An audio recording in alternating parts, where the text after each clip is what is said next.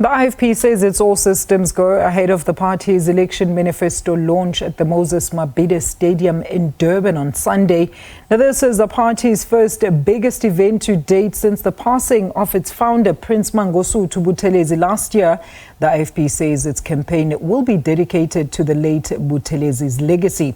The IFP says their manifesto will outline strategies to address load shedding, crime, unemployment, as well as the deteriorating state of the country's economy.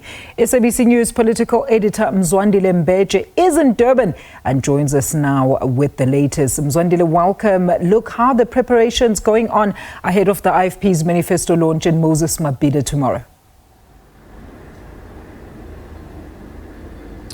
Well, very good evening to you, Alicia, and the viewers. Of course, you would see where I'm standing right now outside Moses Mabhida, where the IFP will be holding its biggest rally to obviously launch their election manifesto. It's quite an important one. And then we heard earlier the organizers and the leadership of the IFP telling us that they are ready, it's all systems go. They're expecting an expected crowd of about 90,000. So we will be here, we'll be able to witness if that does indeed come to fruition.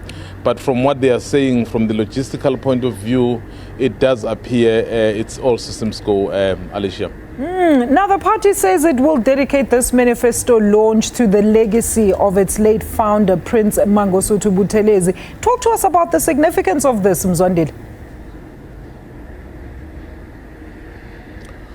Well, Alicia, it's quite important and very significant, particularly for a party like the IFP, which was founded by the very Buthelezi that is no more.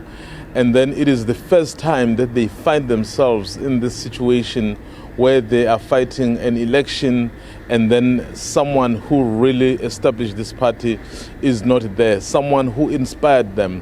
When you listen to a number of their leaders, provincial and national, you can hear and understand where they're coming from. I think the kind of a gift they would like to give to Buthelezi is to perhaps do so well, particularly reclaiming this province that they once governed. For them, Buthelezi is someone who really shaped, inspired, and made this party. It is then important in their view that the only respect they can give to him is then to do pretty well in these elections. As much as we know that they are a party that is a national party, but we know that its biggest footprint, Alicia, is here in KZN. I think that's why when they say they want to play a key role in shaping the national politics of the country, but primarily what they would really like to do is to perhaps snatch this province from the ANC. So that will then be an honor to Buthelezi, who is their founder, who they are going to the elections for the first time since this party was founded way back in 1975. He is no more. What have you observed among the leadership, in terms of how united they are, and what are the supporters then expecting from the party's manifesto? Job creation has obviously long been every party's campaign tool, but what challenges do supporters want the party to address, particularly in KZN? Well, I guess, Alicia, the problems really that are facing South Africa, whether you are in Limpopo, you are in the Western Cape, you are in Mpumalanga or in KwaZulu-Natal, are basically similar, or if not the same.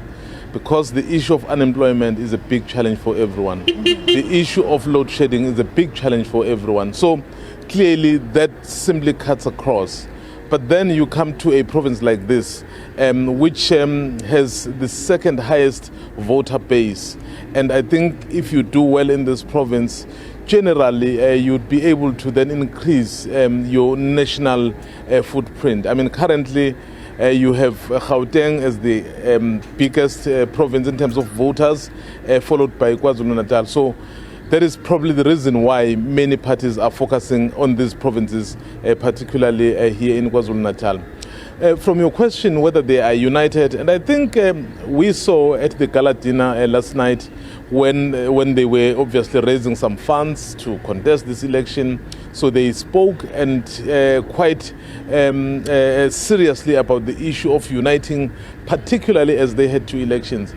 I think, Alicia, the reason why they are insisting on this issue around unity and the united action that they need to take is because we know that a few months after the elections, they are expected to go to an elective conference. We already know that without anyone declaring who is going to be challenging, but there are already people who are known to be probably ambitious in terms of getting that post of the IFP leader. So what they are doing now is that before the elections, as they go to elections, they will put aside every differences that they have so that they are able to then act with one voice. But indeed, it's not lost on us and everyone else that in the back of their minds, they know there's an election of their own which will choose the new leadership that is in August. Thank you for that, Mzwandile. We'll definitely be touching base with you tomorrow again just to ascertain, of course, how that whole manifesto launch at the Moses Mabhida Stadium actually commenced. That is Mzwandile Mbeje. They're live to us from Durban as the IFP gears up for its manifesto launch tomorrow.